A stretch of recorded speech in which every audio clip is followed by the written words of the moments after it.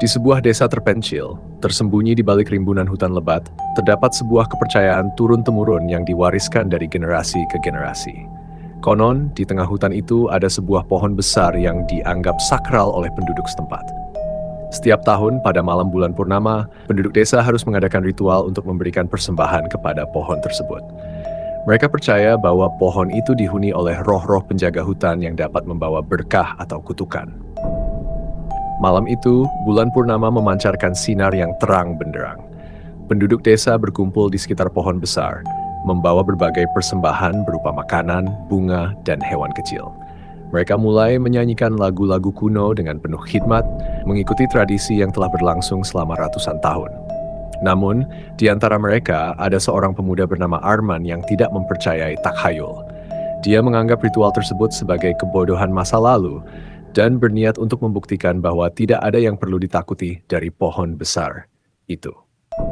Diam-diam, setelah ritual selesai dan penduduk desa kembali ke rumah, Arman mendekati pohon besar dengan sebilah kapak di tangannya. Dia berniat menebang pohon itu sebagai bentuk pembangkangan terhadap tradisi yang dianggapnya konyol. Saat kapak Arman mulai menghantam batang pohon, suara nyanyian yang aneh dan merdu terdengar dari dalam hutan. Suara itu begitu menggema, mengisi udara dengan nuansa mistis yang menakutkan. Arman merasa telinganya berdenging, dan seolah-olah suara itu memanggil namanya. Dengan hati yang mulai diliputi rasa takut, Arman mempercepat ayunan kapaknya, namun setiap kali kapak itu menghantam pohon, nyanyian itu semakin keras, semakin melengking. Tiba-tiba angin kencang bertiup dari segala arah, dan dari balik pepohonan, sosok-sosok bayangan hitam bermunculan mengelilingi Arman. Mata mereka bersinar merah menyala di tengah kegelapan malam. Arman mencoba lari, namun akar-akar pohon besar itu melilit kakinya, menjatuhkannya ke tanah.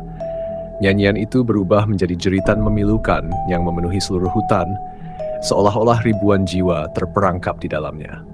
Di pagi hari, penduduk desa menemukan Arman tergeletak tak bernyawa di bawah pohon besar dengan wajah yang memutih karena ketakutan. Di dekat tubuhnya, kapak yang digunakannya untuk menebang pohon tergeletak dengan bekas darah yang menghitam di gagangnya. Pohon besar itu tetap berdiri tegak, seolah-olah tidak tersentuh oleh kapak yang digunakan Arman. Sejak kejadian itu, tak ada satupun penduduk desa yang berani mendekati pohon besar tersebut, apalagi meragukan kekuatan yang ada di dalamnya.